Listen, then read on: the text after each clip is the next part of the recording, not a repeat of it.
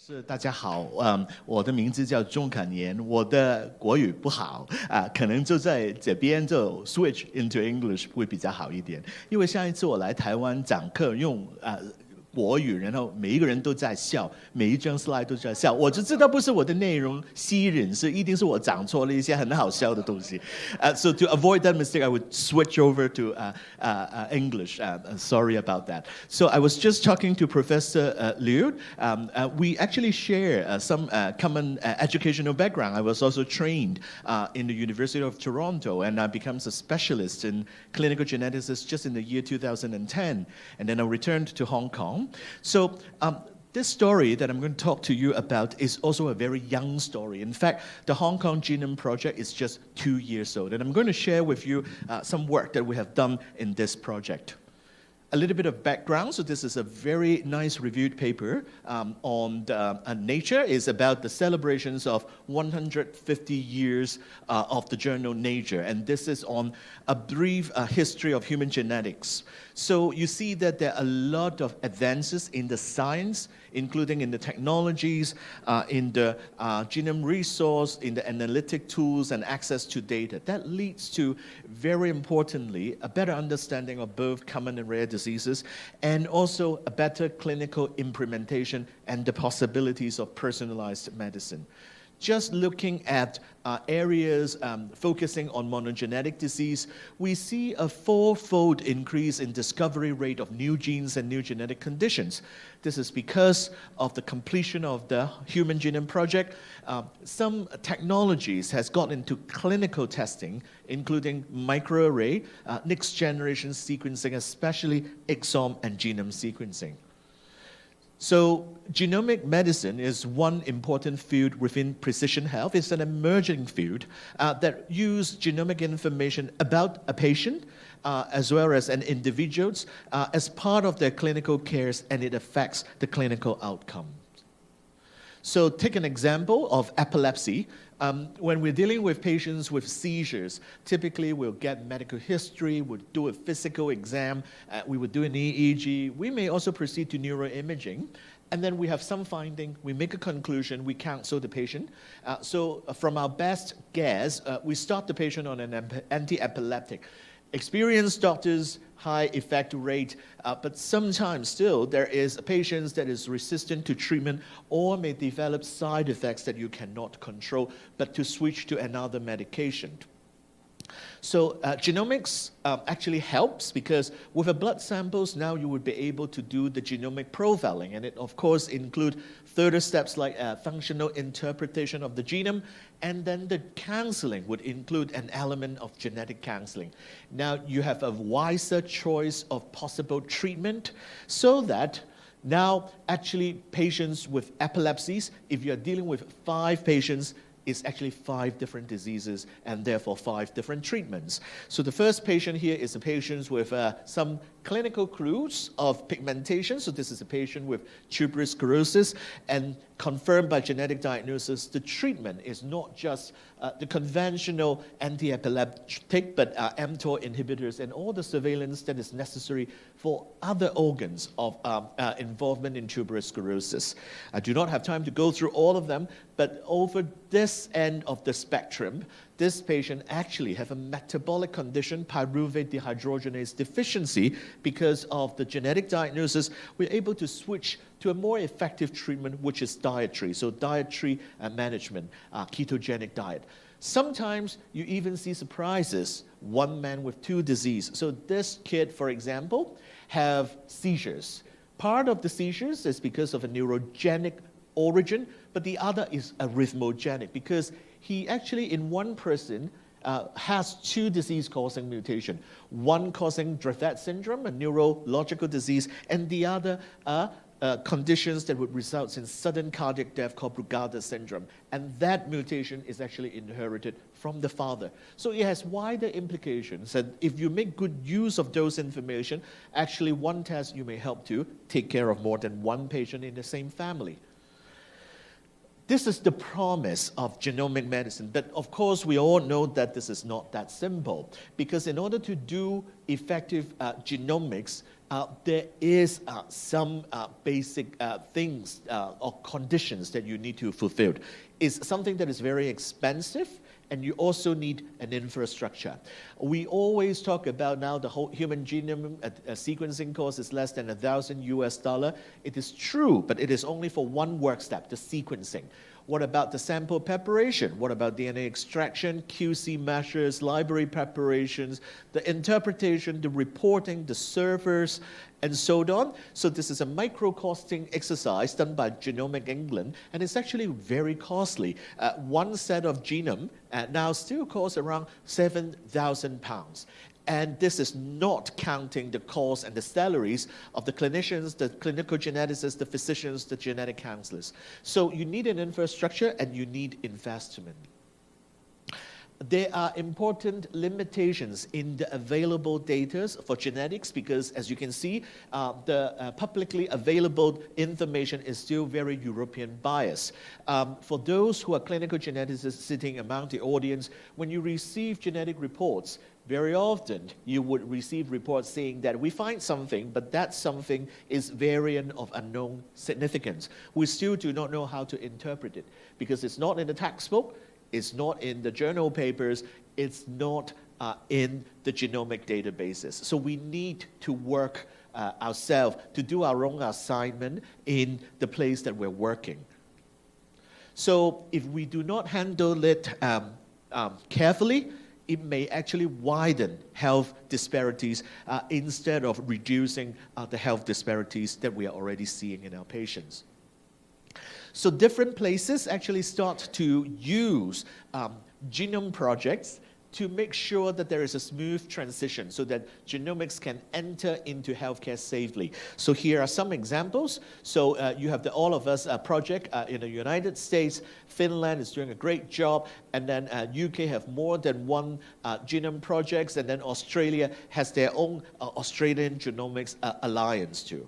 So these are just some examples. I was trying to do some countings 2 years ago, and this is the list of the genome projects, and I'm sure I'm missing something. But today I want to go and zero in one example that I'm personally involved. So this is the Hong Kong Genome Project. So talk a little bit about the history.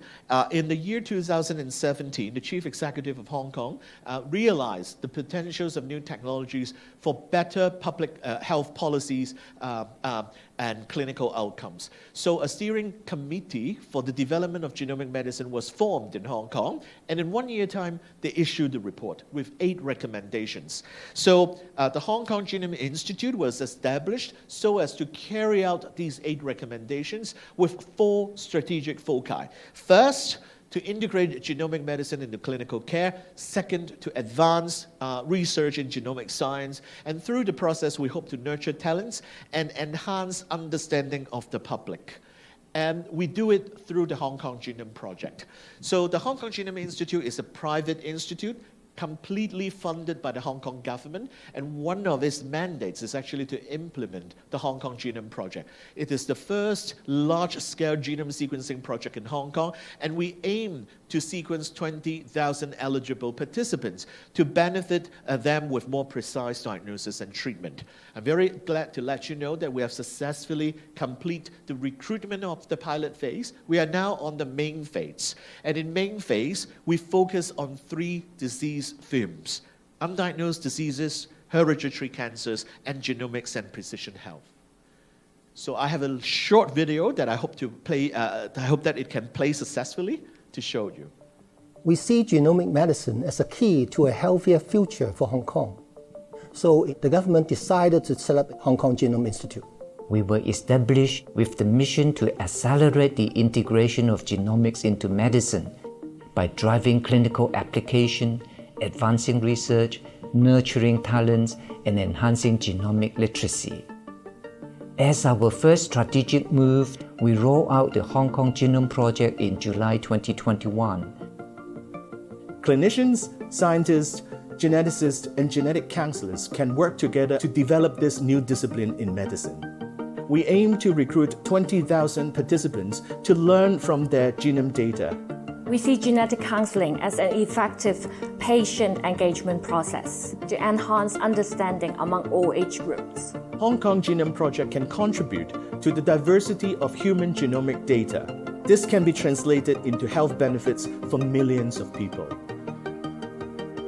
So you see our Secretary for Health appearing in the video. So this is a top-down approach, directly derived from the Health Bureau of Hong Kong. So we got a lot of support in the rolling out of this project.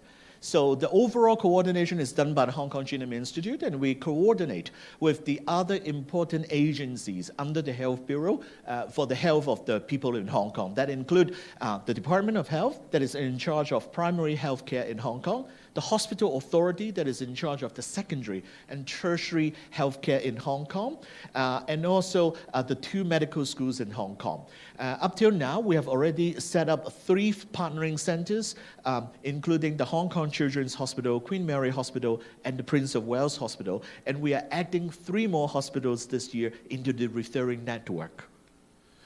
So our experience and the painstaking path of setting up the pilot phase has been shared as a publication published in the Journal of Translational Genetics and Genomics. I want to focus on the challenge. So you see here we have limited infrastructure, and infrastructure is very important.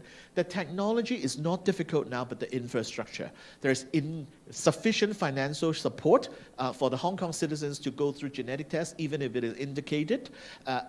Another contributing factor is low public awareness, and then there is inadequate workforce contributing to precision medicines and genomics.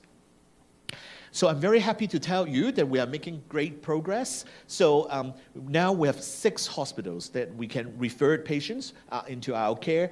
Now we have already recruited 19,000 patients and families. So we have already reached our minimal requirement.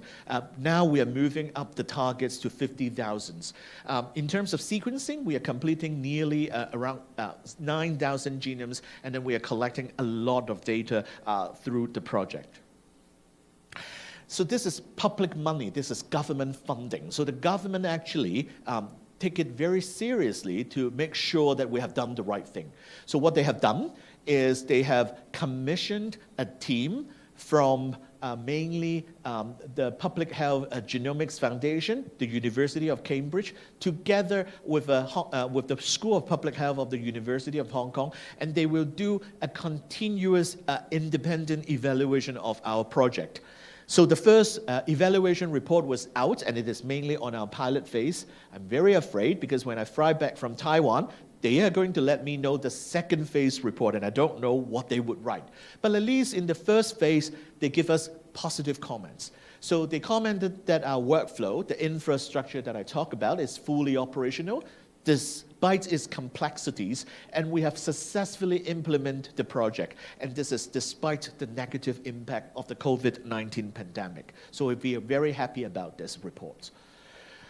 When we actually built the Hong Kong Genome Project, we referred a lot to the patient journey. So it's a patient-centered project, from patient recruitment to informed consent to whole genome sequencing. And in this project, we actually returns the genetic results to our clinicians and the patients to facilitate personalized healthcare. Before we start, we actually have done multiple rounds of focus group meetings and meeting our patients, clinicians, and other stakeholders. Actually, what we find in our patients is we shared a lot of commonalities with findings from UK, United States, and Canada. Participants want high transparency. They want solid information that provides them with all the pros and cons of joining the project, and they want us to make sure that the data privacy is done well. So in order to safeguard all these important requests from our patient, we make our informed consent process very carefully, and it's coupled with pre-test genetic counseling. So one special fact about this project is all recruitment are done by trained genetic counselors instead of just a research assistant in our project. How do we do our marketing strategies? Have also been published as a series of publications about the implementation of this project. We want to share this experience with the international community. So as I've said, genetic counselors are very important, and we use this to train up the workforce of genetic counselors in our healthcare system.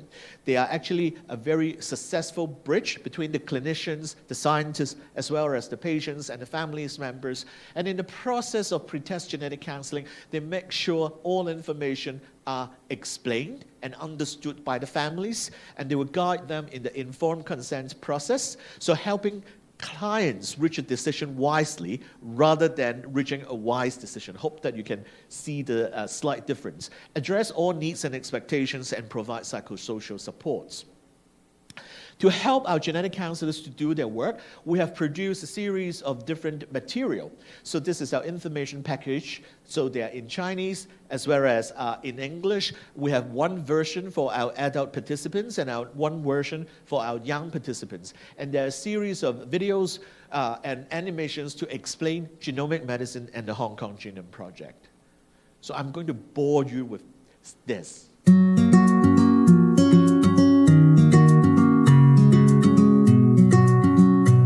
基因組就好似我哋嘅身體說明書，每一個人都有獨一無二嘅基因組排序，由30億個 DNA 代碼 T、C、A、G 組成，決定我哋身體嘅特徵，好似身高、樣貌，同埋點解會患上某一啲嘅疾病。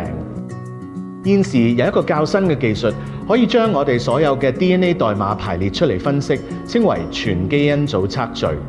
近年呢一個技術喺國際間嘅醫療同埋研究領域之中，已經開始被廣泛應用，以了解人類嘅疾病同埋患病嘅原因。香港基因組中心係喺2020年5月由食物及衛生局成立，目的係為咗推行香港基因組計劃。呢個計劃係一項大型嘅基因組測序計劃，分2個階段進行，包括先導階段同埋主階段。預計合共為4萬至到5萬個基因組進行測序。透過全基因組測序，我哋希望為佢哋從中尋找病因同埋更有效嘅治療方法。另外，為咗促進本地基因組醫學嘅發展，計劃會將收集到嘅數據以匿名嘅方式用喺經審批嘅醫學同埋科學研究，從而建立屬於本地病人嘅基因組數據庫。咁樣，醫護人員就可以更進一步了解基因組同唔同疾病嘅關係，幫助更多嘅病人同埋家屬。同時可以加強疾病嘅監察，市民大眾都可以從中受惠。香港基因組中心嘅計劃團隊係由醫生、護士、科學家、生物信息學家同埋遺傳輔導員組成。中心負責推行同埋統籌呢個計劃，並聯同衛生署、醫院管理局、香港大學同埋香港中文大學合作。現時我哋已經喺3間公立醫院設有伙伴中心，協助招募合資格嘅病人同埋家屬。想知道更多有關計劃嘅詳情，請繼續收睇其他嘅短片啦。I was naughty when I tried to make the slide. 要加啲廣東話入去俾你哋聽。So you see that this is actually one of the promotion videos that we have made. When we develop the protocol and the consent material, we get endorsement for our own internal advisory committee. So yesterday I was late when I come to Taiwan. It's because I have to attend our 11th ethics advisory committee. We got endorsement not only from the hospital ethics committee, but also from agencies, for example, the Equal Opportunity Commissioners and the Privacy Commissioners for Personal Data of Hong Kong. We got our lawyers to give us approval. So we have received approval from the headquarters of Hospital Authority, Department of Health, and the 2 medical schools. That means we can conduct this project throughout the whole healthcare system in Hong Kong. So our ethics principles is as follows. Participation is completely voluntary. They can withdraw without any giving us any reasons. And we want to reassure them that this will not affect their routine medical services. And they can take as much time they want, and there are options for them to choose on in these certain areas. So we developed a 3-tier system to encourage the participation of our young participants. So kids younger than 16 years of age, parents would sign the consent. But they would also receive a separate assent information that is written according to their capabilities of understanding. But for young participants between the age of 16 to 17, we actually required co-signing of the consent by the parents as well as the participants himself or herself to recognize and maximize the autonomy and the best interests of the adolescents.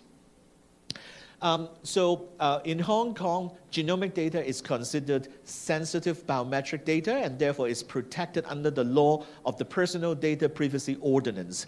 And in order to run this project, the Hong Kong Genome Institute has to compile with the 6 data protection principles laid down by the Privacy Commissioner of Personal Data in Hong Kong.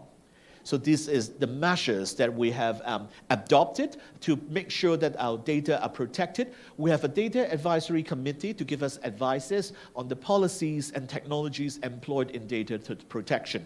We de-identified all the personal data and we encrypt them either in static and in dynamic format. So we have a secure data access control, and the access is according to the needs to know basis. We are very transparent in our data handling policies. They're in the informed consent form, they're in the web page, they're in the information package. I'm very happy to tell you that this year, in September, we have obtained a gold award, a gold certificate from the Privacy Friendly Awards 2023. So this gives us a very good confirmation that we are doing a good job in protecting patients' privacy. About the technologies itself, we have chosen whole genome sequencing. It is because through our own work in a meta-analysis, we think that whole genome sequencing is as good as exome sequencing in identifying the diagnosis of patient. It does not increase in the variant of unknown significance, but importantly, it has provided a higher clinical utility as well as a higher discovery rate compared to exome sequencing and under NGS methodology. So this is the workflow. We make sure that we have very stringent QC criteria.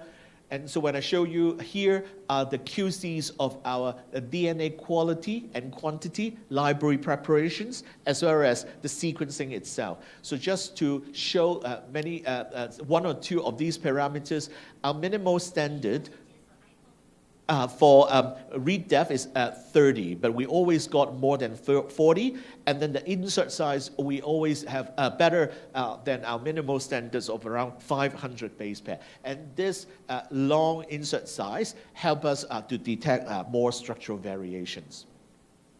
Besides the sequencing workflow, we have also set up a secure and robust bioinformatics infrastructure. It has 3 components. First, clinical front end. So this is what the genetic counselors use to register patient, to collect clinical information, to do the family history, as well as to obtain consent. We adopt an e-consent form. The laboratory information system helps us to capture all steps of our experimental workflow. And every day, our genome curators would use tools within the bioinformatics pipeline in order to read and analyze the genome data. So we involve the clinicians a lot because they are part of the multidisciplinary team. So here you can see that using Zoom, we actually organize one multidisciplinary team meetings with the University of Hong Kong. As I have already told you, we got a lot of support from different levels. So Professor C.S. Lau is actually the Dean of Medicine. Dr. Teresa Lee is the head of the hospitals. And then these are the clinicians, scientists, and genetic counselors. This is a tedious project because typically we would have 3 million genetic variations, and it's really through this well-coordinated analytic approach that we got to that 1 or 2 genetic variants that explain what we are seeing in the patient. I guess this is a hospital, so I'm going to give you 3 case examples, each under one of the themes of the Hong Kong Genome Project. So this is a patient under the themes of undiagnosed disease. This is a 24 years old with epilepsy, paroxysmal dystonia. She has been in the system for more than 10 years without knowing a diagnosis. A lot of investigations has been done in the hospitals, but after joining the Hong Kong Genome Project, we find a mutation in the gene called SLC2A1 explaining the clinical features, and this patient actually have a GLUT1 deficiency syndrome. This is actually a highly treatable condition.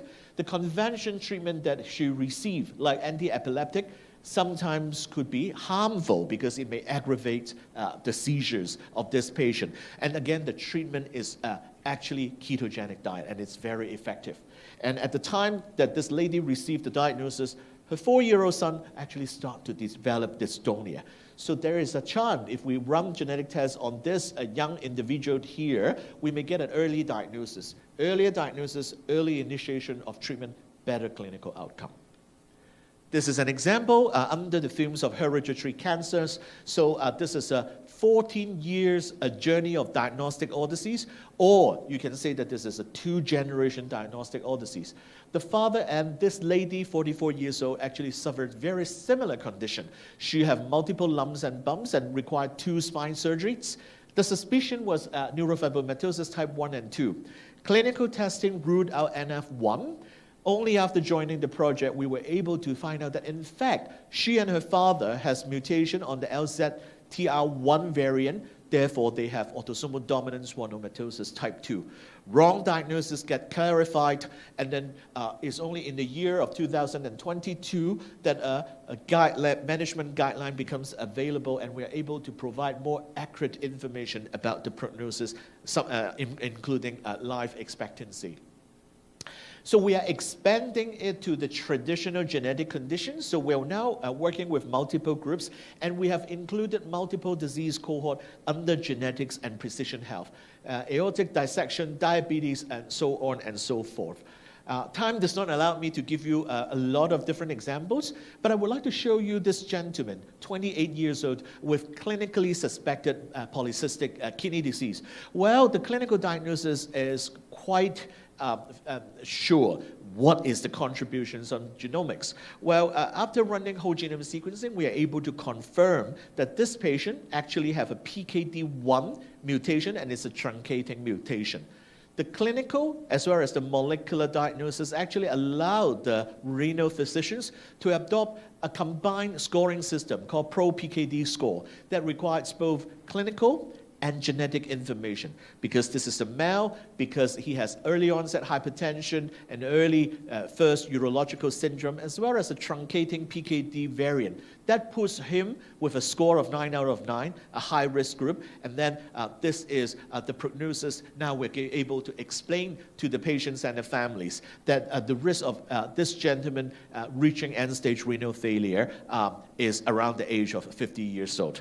This is also helpful because now there are medications that we can use to treat to polycystic kidney disease. What is not in this slide is the possibilities of a better workup of the potential renal transplant donor from the siblings, because obviously you don't want a carrier of the same mutation which is possible for the siblings to be the donor of his kidney. We are receiving more and more referral, and we are recruiting more and more patients. We need some improvement in our laboratory. So one thing is we developed automations so that our workflow is more scalable, and more importantly, we have a more consistent, higher consistency in the quality of work that we are doing. Now we are able to do more than 4,000 genome a year. But we're seeing more and more patients. So just in March this year, we adopted a new machine, the NovaSeq X Plus, which is 2.5 times the throughput of NovaSeq 6000 that I have shown you, and then it is able to run a whole genome sequencing in just around 24 hours. So this is our plan of increasing our laboratory workflow. So right now, we can do 250 genomes per week in our institute. We also pay attention to new technologies. Besides short read technologies, we're adopting long read sequencing because this is very helpful to detect changes in the difficult to sequence region, as well as important genetic variations, for example, repeat disorders, structural variations, which are very common in neurodegenerative disease, as well as cancer's conditions. So this has already been adopted in the beginning of this year. We know the prediction that this is something that would becomes more important. So this is an estimation from the Global Alliance for Health and Genomics. And it's predicted that cancer is really going to be the next important conditions that you need genetics and genomics in all aspects of its care.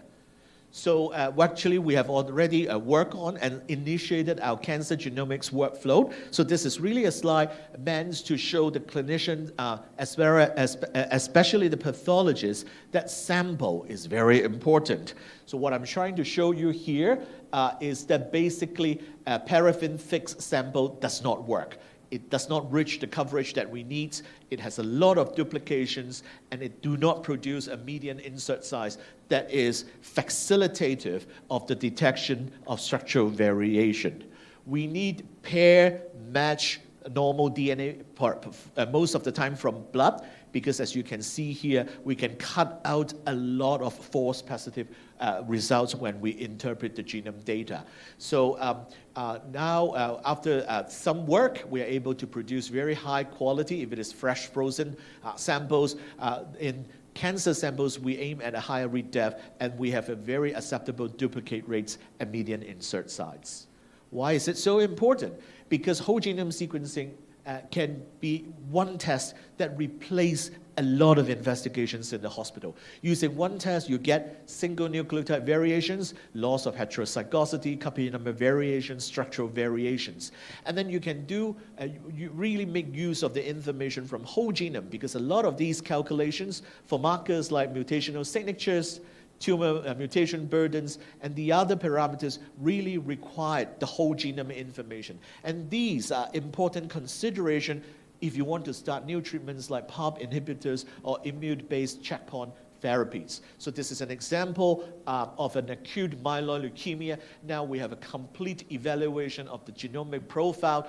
We are able to find 2 duplications, and if they occurred together, it's of poor prognosis. But then it actually prompts some changes in the management that may be beneficial to the patient. So cancer genomics is a very important tools in the management of oncology patient right now.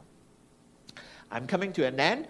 Besides all this work that I have shown you, we also work very hard for international engagement. And thank you for inviting me to Taiwan so that I can spread this story of the very new project called Hong Kong Genome Project. In fact, last year we were invited by the American Society of Human Genetics to contribute to this series called Thought Leadership Film Series. And in fact, the videos that I've shown you in the beginning of our presentation is aimed for this purpose. So it's highly supported by our government, and then we have some staff from the Hong Kong Genome Institute, and we have showcased 2 summer interns, 1 medical student, 1 science student, how they spend their summer with us and what do they learn about genomic medicine.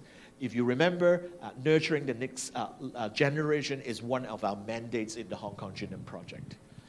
Hopefully, if we work hard enough, genomics becomes medicine in Hong Kong, and we actually hopes to work really through this 4 strategic foci laid down by the steering committee for the development of genomic medicine in Hong Kong. And I thank you for your attention.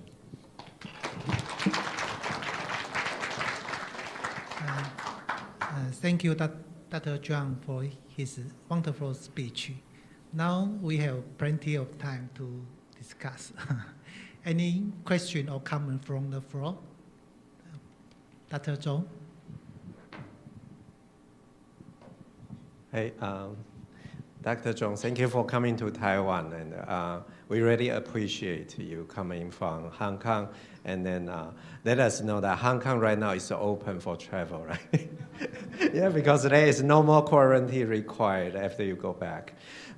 So a question regarding the genomics and the implantation into the hospital.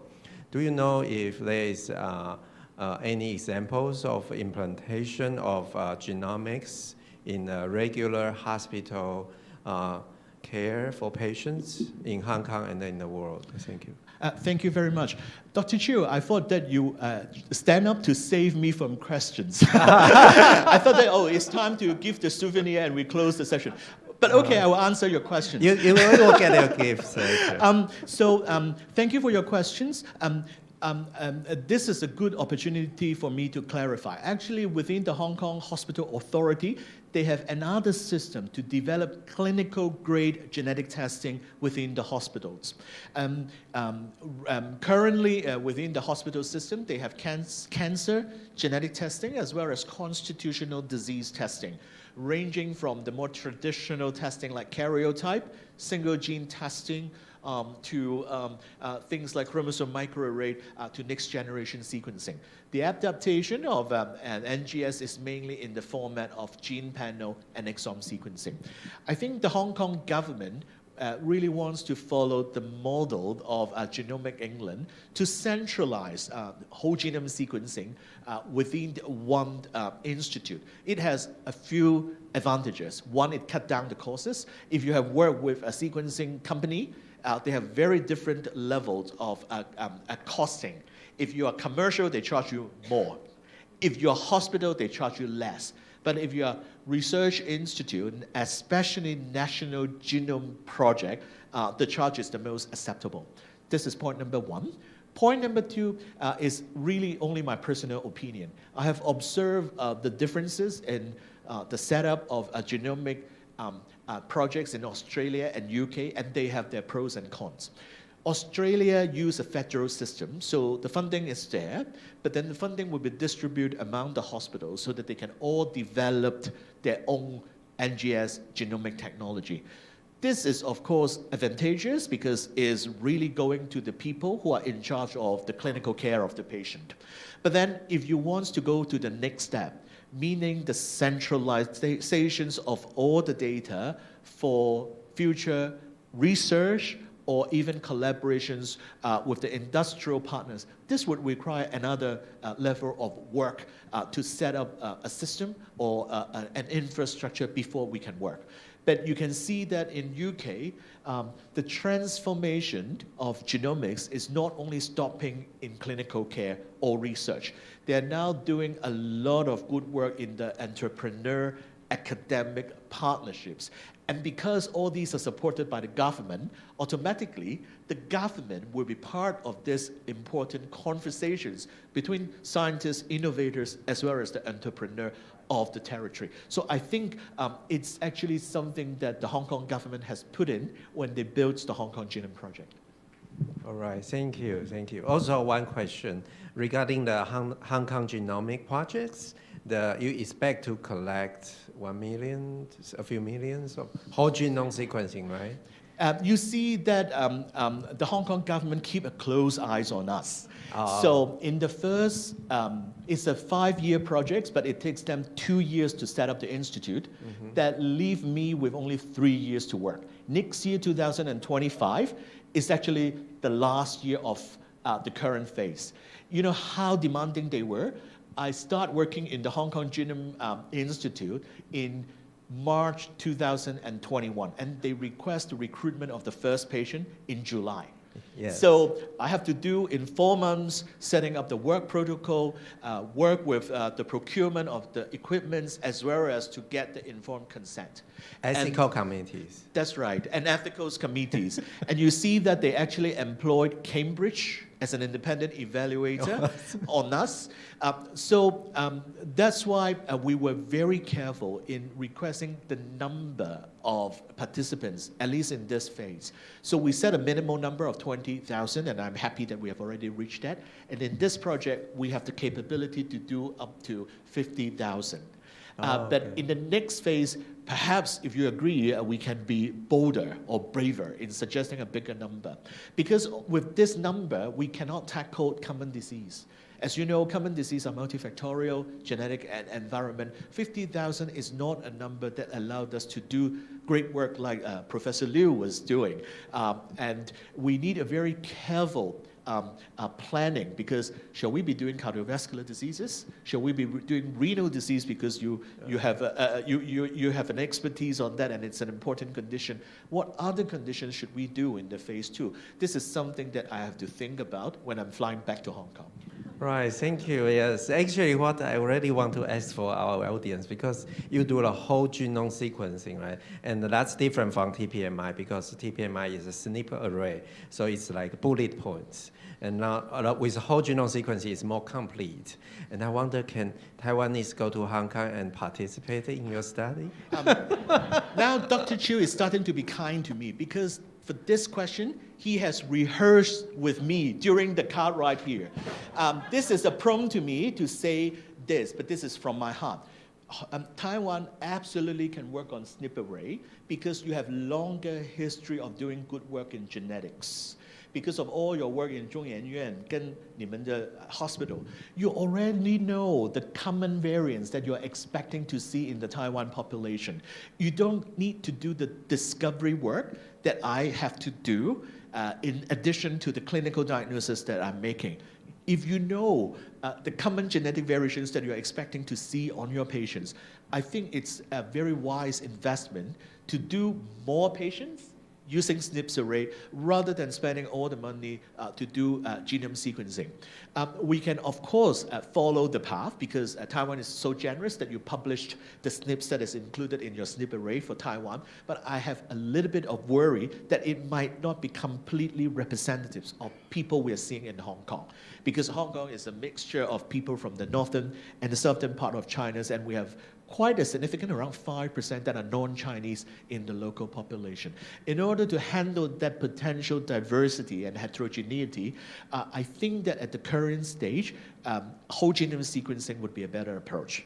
But Dr. Chiu, when we think about the next phase, when we are trying to expand the cohort, maybe we should also look into the common variants that we find in Hong Kong compared to, say, Taiwan and the other places. Maybe we should design our own SNP array in order to make it larger scale. All right, thank you. Thank you. So, so right now is the time for souvenir.